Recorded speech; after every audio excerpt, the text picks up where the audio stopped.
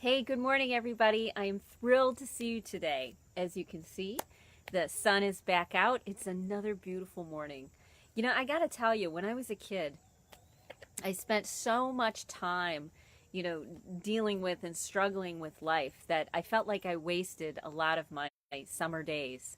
I felt like, I was dealing with anxiety and depression and fears and all sorts of crazy stuff. And then I missed the beautiful days of, summer and winter and fall and spring because I was hiding. And it took me quite a while. And now I'm not at the point where, you know what, I don't want to miss a day. I don't want to miss a day of my life. I don't want to waste one moment of it because it is so precious to me. And there isn't a whole lot left. Hey Leslie, good to see you. So, if you don't know who I am, I'm Rita Hickman. I'm a body mind expert, and my specialty is helping women with burnout. I use massage therapy, I use shiatsu, I use Asian medicine. Hey, Jenny. I use a wide variety of body mind tools based, kind of rooted in Asian medicine and indigenous medicines to really help women feel good and learn how to help themselves feel good for forever. So it's not just a quick fix, it's how do you learn how to engage with the world in a way that creates a life that you really want. So today's topic is how to stay true to you. You know, I get a lot of women who walk in my door and they're completely discombobulated. Their life has kind of gone into a shambles. You know, they're strong, capable, smart, funny women who've had tons of life experiences and who have lived, really lived. They've partied and they've gotten out there and they've done it. And as they've gotten older, life has just gotten heavier and heavier. And they kind of watch their life, they watch their relationships, they watch their kids, they watch their careers, not turn out the way that they always dreamed that it would, and they find themselves totally at a loss, totally disconnected, and really not sure where to go or what to do next. Now, I completely understand what that's like. We're raised in a world where we don't understand or value community, where we're told we need to do everything on our own, and if we don't pull ourselves up by our bootstraps, if we don't make it happen, then it doesn't deserve to happen. And you know what? That's a lie that they've been telling women for a very, very, very long time. And it's time that we stopped that we stopped believing the lie. Our strength is in community. Our strength is in coming together. So these women come into my office feeling completely lost and not only inauthentic, but they don't even know or remember who they are. They don't remember their dreams. They don't remember their hopes. They've got nothing around them that really gives them that anchor, gives them that felt sense of purpose and meaning in their life. So if you're struggling with any of these, whether it be, on the very small level of, oh, this might be a challenge, to a very big level, then this video might be really good for you about staying true to yourself. So the first question that women come in with is they'll tell me their entire story, and then I'll start asking them questions, and they'll say, I don't even know who I am. I don't even know who I am. That's because they've been in a place of fight or flight for so long, so disconnected, so ungrounded, that they've lost any sense, any felt sense of who they are. All they know is sort of, this struggle that they're dealing with, and they don't even know the dreams that they want to create. So this is what we do. This is the process to get yourself to be true to yourself, to hear yourself again. The first one is to connect. You connect with another human being, and whether it's, via a Facebook live stream like this one, whether it's commenting on something else and getting feedback, whatever it may be, the first thing you need to do to find yourself is to connect with someone, and not just anybody. Not just some random person on the street, although sometimes that is so magical and works out so perfectly. But instead, someone who has the ability to be present to you. It's a lost art.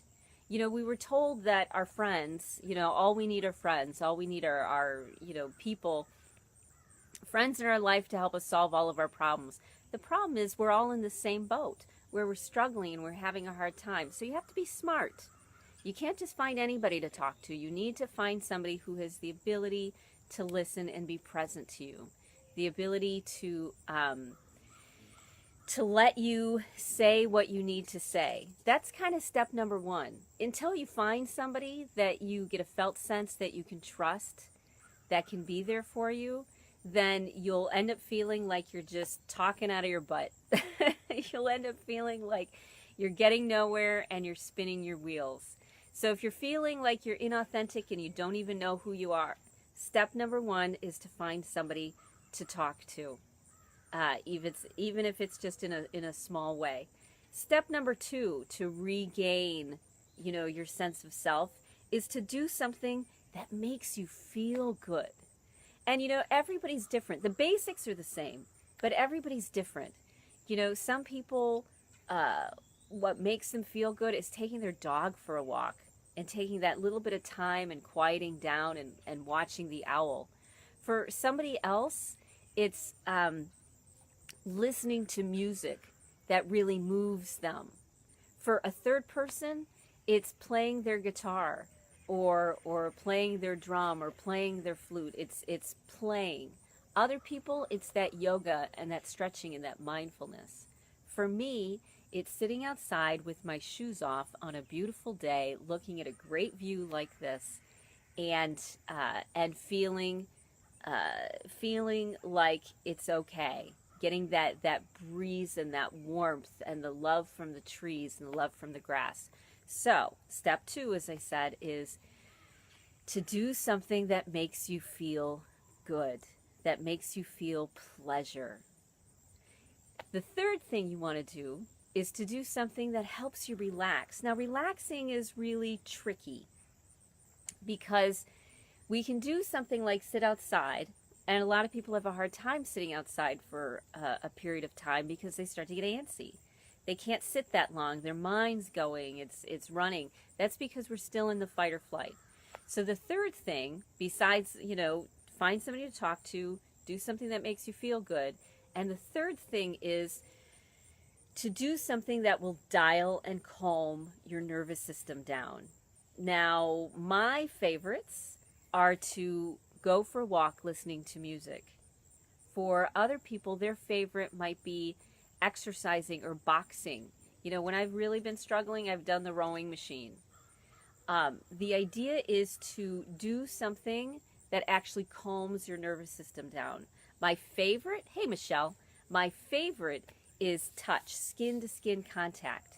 Because when you have skin-to-skin contact with another human being, it naturally automatically dials your nervous system down.